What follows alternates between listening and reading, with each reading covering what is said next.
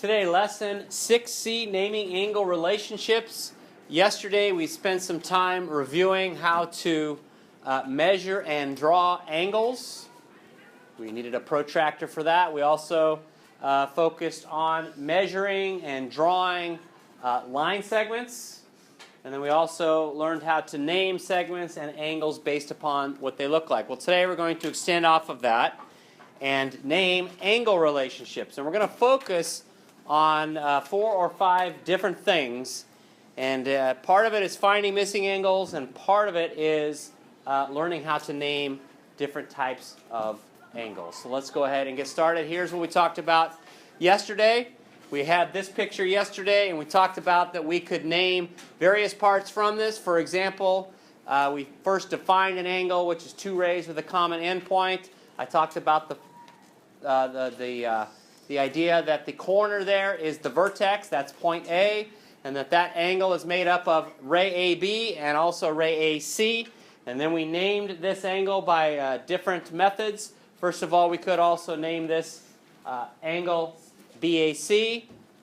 We talked about the fact that we can reverse the letters with an angle. We just have to make sure that A is in the middle since it's a vertex.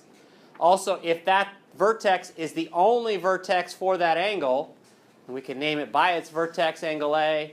And then we also talked about sometimes that there's a number in there. That 5 does not represent how big the angle is, but that means that that is angle 5. So sometimes we can name it by that as well. All right, today we have a picture that looks like this. Naming adjacent angles. In this picture, the way I see this as several angles that are put next to each other. In other words, I see this angle right here, and then also I see this angle right here. Do we all see that? Angles that sit next to each other that share a common ray, those are called adjacent angles. And adjacent in English means next to, and this is where you need to start filling things in. Adjacent means next to, and that's what we have in that picture. With 2 angles that sit next to each other and share a side or share a ray. So let's work on the ways that we can name this angle. We can name it in this picture. We can name it by that angle right there. That's one of the angles that's in the picture. That's angle WXY, and you should be writing this down. And from yesterday, we can also flip the order there. So we could also call it angle YXW. Another angle found in that picture is this angle right here. And that's angle YXZ, or we could flip the order of that. ZXY. Anybody see another angle in that picture? So far I've shown you the 2 smaller angles. Is there another angle in there? WXZ. In other words, the big angle right here. That entire big angle that's made up of both of them together. So that would be angle WXZ or angle ZXW. Now, one of the things that we reviewed in the background knowledge is that sometimes you can call an angle by its vertex. But in this one, we can't name that angle angle X. And the reason is because if you say angle X, which angle X are you talking about? Are you talking about this angle X? Are you talking about this angle X? Or are you talking about that angle X? So if the vertex is shared by other angles, then we can't call that by its vertex. So I want to make sure we clear that up from yesterday. We can't call that one by angle X because angle X is shared by, actually, as we just saw, 3 different angles. So now, naming the adjacent angles. The 2 adjacent angles in this picture, and this is where you need to fill these in, angle WXY and angle YXZ. They are the adjacent angles in that picture. Make sure that you write that in there. So I'm just reiterating what I just talked about. The angle in red and the angle in blue, those are adjacent angles, or in other words, angle WXY and angle YXZ. And the way we're going to end today is by giving names for specific types of angles. All right, Let's move on here. Next type of angles for today, complementary angles. And this should be from 6th grade. Complementary angles are angles whose sum is 90 degrees. And there are two ways of looking at complementary angles. We can look at it in the form of a right angle. Remember, a right angle is 90 degrees. So if I split that right angle up into angle A and angle B, angle A and angle B are complementary angles. They make 90 degrees. Okay? Angle A, the measure of angle A plus the measure of angle B equals 90 degrees. Therefore, they're complementary angles. And that little m with the angle symbol, we read that as the measure of an angle. So that's when I see this right here, this means the measure of angle A. This means the measure of angle B. Just a shortcut way of writing that. Now, complementary angles don't have to be adjacent. In that first picture there, they were adjacent. A and B are adjacent. But complementary angles don't have to be adjacent. For example, angle X and angle Y, those two angles, if I gave you a protractor and asked you to measure them, they would add up to 90 degrees. So complementary angles don't have to be adjacent.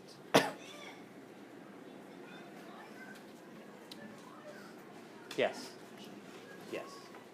All right, so let's go a little bit further into detail on complementary angles and how to find complements. In number 1, it says find the complement of the angle measures below. So what that means, and I'm going to do number 1 for you, is I'm trying to find the angle that will go with 30 degrees to make complementary angles. And we just learned that complementary angles are angles that add up to 90 degrees. Can somebody tell me what that angle is? What is it? It's 60 degrees. So that means the complement to 30 degrees is 60 degrees. And once again, the reason is this reason right here. 30 and 60 have a sum of 90. So in number 1, the complement of 30 is 60 degrees. You find all the rest of them, and then we're going to compare what we have with our shoulder partner. I'll give you about a minute to a minute and a half. We're trying to find the angle that will go with the angle there to make complementary angles. That's called finding the complement. So in number 2, that's obviously 41 degrees because 49 degrees plus 41 degrees is 90 degrees. Number 3 is 10 degrees. 4 is 28 degrees. 5 is 65 degrees. 6 is 13 degrees. 7 is 37 degrees. And then we have number 8. I heard conversations about negative 10 degrees. So listen, if I asked you in number 7 to draw a 53-degree angle and a 37-degree angle, you could easily do that with a protractor, correct? Tell me how you're going to draw a negative 10-degree angle with a protractor. Right now, you don't know how to do that. In further mathematics courses, you'll learn that a negative 10-degree angle is just like starting at 0 and then going backwards 10 degrees, which ends up being a 350-degree angle. But for right now, you don't know how to deal with that. So for right now, 100 degrees has no complement. Angles can't be negative. Think about it. Okay? So number 8 has no complement. Now, before we go on to supplementary angles, I want to show you a quick little demo here of complementary angles, and this is just further proof that complementary angles add up to 90 degrees. Now what you're going to see here is you're going to see a picture. Right here we have a right angle, and I think it's fairly clear that that's what's going on. So right now this blue angle is 33, and the green angle right here is 57. And if you add 33 and 57, you get 90 degrees. Now when I shift this, watch what happens here. Every single time, no matter where I move this, both of those angles, the angle right here and this angle right here, and this angle right here is given by that number right there. But no matter where I move it, both of those angles will add up to 90 degrees. No matter where I move that thing. Even if I move it right there, 89 and 1, And as I shift, they still add up to 90 degrees. So that's just further proof that complementary angles add up to 90 degrees. All right, so let's now go to supplementary angles. Supplementary angles are angles whose sum is 180 degrees. Got to add something more to your notes here.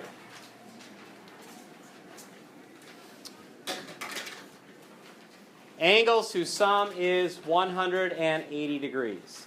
Typically, supplementary angles, the picture of it looks like this if we're talking about adjacent angles. Angle K, the measure of angle K, plus the measure of angle T, they add up to 180 degrees. Now, one of the things we defined yesterday was a straight angle. Notice that angle K and angle T are on that straight angle right there. That's one of the reasons why they're supplementary, or they add up to 180 degrees. Now, much like complementary angles, supplementary angles don't have to be adjacent. Now, when they are adjacent and when they are on a straight line, we also call that a linear pair. So in this picture right here, these are supplementary angles, but they're also a linear pair. And I believe you've got a spot right there where you're supposed to fill that in your notes. Linear pair, that's where we have two adjacent angles on a line that are supplementary. Now here's a picture of two supplementary angles that aren't a linear pair because they're not adjacent and they're not on a line. And once again, we have another spot where we're supposed to fill in something in our notes right here.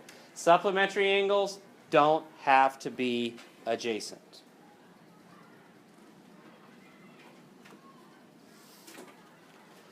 So getting back to this picture right here, if angle K was 110 degrees, that means angle T would have to be 70 degrees. Why? Because they're supplementary and they're supposed to add up to 180 degrees. All right. Here is a building in Italy. It's called the Leaning Tower of Pisa. Somebody asked me if that's a real building and if it really leans to the right last period. Yes, this is an actual picture of the Leaning Tower of Pisa in Italy. My question to you is, how far is it leaning to the right? Well, let me give you some important piece of information. I'm going to draw a line that represents the ground. I know some of you are holding up your protractors right now, but I'm going to give you the information you need. And I'm going to draw another ray up through the center of the Leaning Tower of Pisa, and I'm going to give you that angle right there. The angle to the left is 95.5 degrees. My question to you is, how far is it leaning to the right? I want you to figure that out, and then we'll compare what you have with your shoulder partner. Based upon the fact that these two angles are supplementary, or they're a linear pair because they're adjacent and they're on that line right there, that means they have to add up or have a sum of 180 degrees. And if you can't do that in your head, then you need to figure that out. So 180, subtract 95.5, leaves you with an 84.5 degree angle. So that means that that building is leaning 84.5 degrees to the right. Okay? All right, let's practice finding the supplement. So I'm going to do number one like I did with complement. If I want to find the supplement to 18 degrees, I need to find the angle that goes with that to make a sum of 180 degrees. And that would be 162 degrees, because 18 plus 162 is 180. You go ahead and find the rest of them, please. Number two, we're trying to find the angle that will go with 104 to have a sum of 180, and that, of course, is 76 degrees. Number three, 149 degrees. 4 is 105 degrees. 5 is 32 degrees. 6 is 118 degrees. 7 is 21 degrees. Then we have number 8. We are trying to find the supplement of the complement to 50 degrees. Well, the complement of 50 degrees is something we just did a few minutes ago. That part of it is 40 degrees. Now we need to find the supplement of that. What's the supplement of 40 degrees? 140 degrees. It's 140 degrees. So the answer to that one should be 140 degrees. All right, let's continue on here. Here I have a picture of something called vertical angles. Vertical angles are formed by intersecting lines, and I know it says with your protractor, but I'm going to skip that part because we tried this last period, and it doesn't work very well if you can't measure angles accurately, and we seem to have a little bit of a problem with that, so don't do that. But let's just look up here, and let's pretend like I used a protractor, and I measured this to be 120 degrees, and this had to be 60 degrees, and this had to be 120 degrees, and this is 60 degrees. So let's pretend like I used my protractor, and I measured, and those are what the angles were. I want you to look for some sort of pattern that you see in that picture. And to make it even a little more clear, I probably should not have picked those numbers. So let me change these slightly. I'm going to change this to 121 degrees, which would make this 59 degrees. All right, you're looking for some sort of a pattern, and there are several that are going on in that picture. Okay? Turn to your shoulder partner and talk about what patterns you happen to see in that picture. We have several things going on here. We have the fact that these two angles are supplementary, so they have to add to 180. But also notice that this angle right here and this angle right here are the same. Those are called vertical angles. Also, this angle right here and this angle right here are the same. And anytime you have two intersecting lines, that's what's going to happen. So this angle and this angle are the same because they are vertical angles. This angle and this angle are equal in measure because they are vertical angles. And once again, that happens every single time we have two intersecting lines. So now let's go to this situation. And we're still not at the point, I think, yeah, we are. We're at a point now where you need to start adding in some things in your notes. Opposite angles, which are what vertical angles are always congruent. So what that means is that this blue angle right there and the blue angle right there in my picture, those are congruent to each other. And remember, congruent means equal in measure. So if the top blue angle was 40 degrees, the bottom blue angle would also be 40 degrees. Also, if it's 37, the bottom one's 37.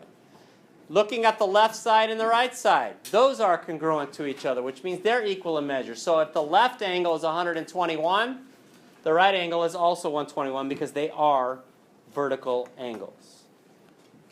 Okay? Supplementary angles are also in this picture, so look up here. These two angles right here are supplementary angles because they're on that straight line. So that means that those two angles right here and right here, they have to add to 180. Here's another pair of supplementary angles. Those two add to 180. These two right here are supplementary, so they have a sum of 180 degrees. And then also, these two right here have a sum of 180 degrees.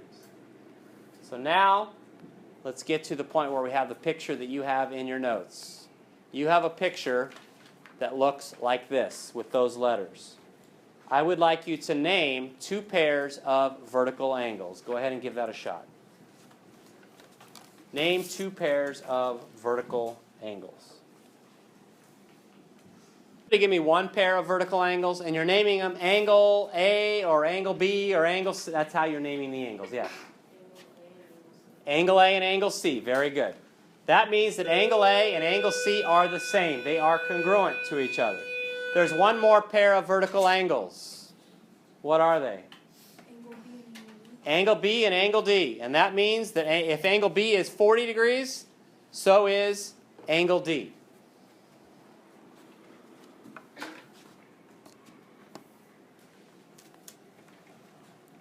All right, let's take a look at the same picture, but now let's turn it to adjacent angles. Remember, adjacent angles are next to each other. I'll get this started. Name all pairs of adjacent angles. Here's one pair. Angle A and angle B. That's one pair. Could somebody give me another pair of adjacent angles from that picture? Veronica? Angle D and angle C. Angle what? Angle D and angle C. You said B and C? D. D and C. All right, that's one pair. Yes. Angle B and C. I asked her to, again, because I'm going around like clockwise. I started with A and B, and now B and C, and now I'll put the one she gave me. Angle C and angle D, but there's one more pair of adjacent angles there. Angle A and angle D. Okay? Those are all adjacent angles. Now, also in this picture, those adjacent angles happen to be supplementary angles or linear pairs. Just bringing in other things we've talked about today.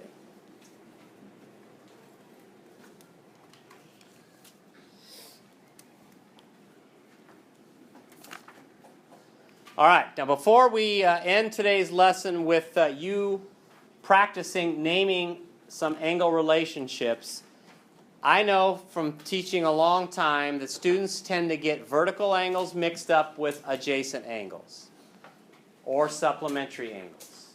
Okay? So, here is a picture of vertical angles right here and right there. Can you fill that in your notes? Those are vertical angles.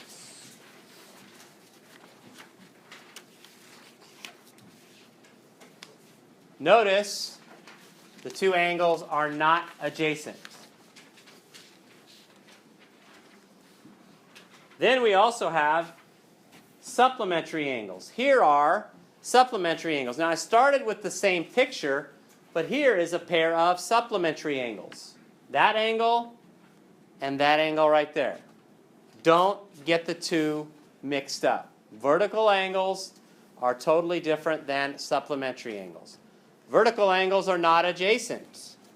Supplementary angles, if they're in the same picture of two intersecting lines, they are adjacent. And notice the supplementary lines form a 180-degree or straight angle. So here's what we're going to do. I've got 8 problems where you're supposed to name the relationship. And I'm going to kind of go through number 1 with you. Notice that in the picture of number 1, we have two intersecting lines, and we have an angle A and an angle B. And I'm trying to bring that up. There we go. Anybody know what the relationship is between angle A and angle B? We just spent about 30 minutes talking about these relationships. What is it? They're vertical angles. Go ahead and write that in. And now I would like you to go ahead and try with your shoulder partner 2 through 8, and then we'll quickly go through those. Go ahead and name the relationship for the angles 2 through 8, and some of them will have more than one possibility, okay? Number 2. I think everybody pretty much got that one right. Obviously, those are complementary angles, but they're not just complementary. You could have put adjacent also because they are adjacent to each other. And if you look at this, here's angle C, there's angle D. That's what makes them adjacent also. You didn't have to have both, but they are either one of those. Number 3, those two angles are adjacent for the same reason that I just explained in number 2. Those are adjacent angles. Number 4, those two are a linear pair. Now, why are they a linear pair? Because they're on this line and they are adjacent to one another. So you could have had adjacent angles or supplementary angles which form a linear pair. So far, we haven't seen vertical, except for the one that I did. All right, number 5. These two are adjacent. Once again, they are adjacent because they are right next to each other. A couple of you put vertical. Those are not vertical angles. Let me show you what vertical would look like in that picture right here. If we have angle A, the vertical angle to that would be this angle right here. That's one of the reasons why I told you to draw the picture of not getting things mixed up. Angle A, which I did in blue, and the angle below that that I did in red, those are vertical angles. We've got to make sure we understand the difference between them. Number 6, that is a linear pair. They're also adjacent to each other. Why are they a linear pair? because they are on that line. Part of the word linear is line, and they are adjacent to one another. Number 7, those are complementary. They're also adjacent. And number 8, what is number 8? What is it? Vertical. What? Linear. Somebody said linear. Those aren't linear. They are vertical. They're vertical because here's angle G and here's angle H. Those are vertical. G and H are not on a line. All right, any questions about 1 through 8? All right, we are finished for today.